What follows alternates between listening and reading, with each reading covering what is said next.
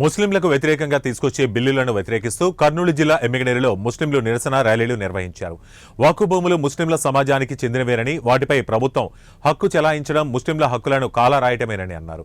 ఇందుకు ముస్లింల పార్టీలకు అతీతంగా ఐక్యంగా పోరాడాలని పిలుపునిచ్చారు. ఈ నిరసన కార్యక్రమానికి వైసీపీ నియోజకవర్గ ఇన్ఛార్జ్ బుట్టా రేణుక ఆదేశాల మేరకు ఆ పార్టీ నాయకులు మద్దతు తెలిపారు. ఈ కార్యక్రమానికి జామియా మసీదు పెద్దలు, మాజీ వక్ఫ్ బోర్డు నాయకులు, municipal vice chairman Nazir Ahmed, Congress నాయకులు, కాసింలు హాజరయ్యారు. కేంద్ర ప్రభుత్వం ప్రవేశపెట్టిన వక్ఫ్ సవరణ బిల్లు ముస్లిం మైనార్టీల హక్కులను కాలరాస్తూ వక్ఫ్ భూములను ప్రభుత్వ ఆధీనంలోకి తీసుకురావడానికి తెచ్చిన చట్టమని ముస్లిం పెద్దలు, సంఘాలు వ్యతిరేకిస్తున్నాయన్నారు. టీడీపీ పాలనలో వక్ఫ్ భూములను లాభదాయకంగా మార్చే అవకాశం ఉన్నప్పటికీ బీజేపీ రాజకీయ ఒత్తిళ్లకు లోనై ముస్లింల హక్కులను తాకట్టు పెట్టిందని ఆవేదన వ్యక్తం చేశారు.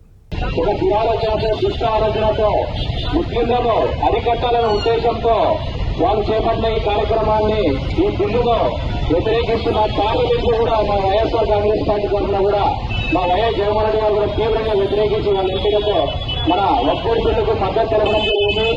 అలాగే ఇక్కడ మన ఎమ్మెల్యే నియోజకవర్గ ఇన్ఛార్జ్ బుట్టా రేణుక గారు కూడా ఈ యొక్క ఎస్పీ వాళ్ళ ఆధ్వర్యంలో నిర్వహించినటువంటి ఈ యొక్క ర్యాలీకి కూడా మేడం గారు మద్దతు తెలిపారు.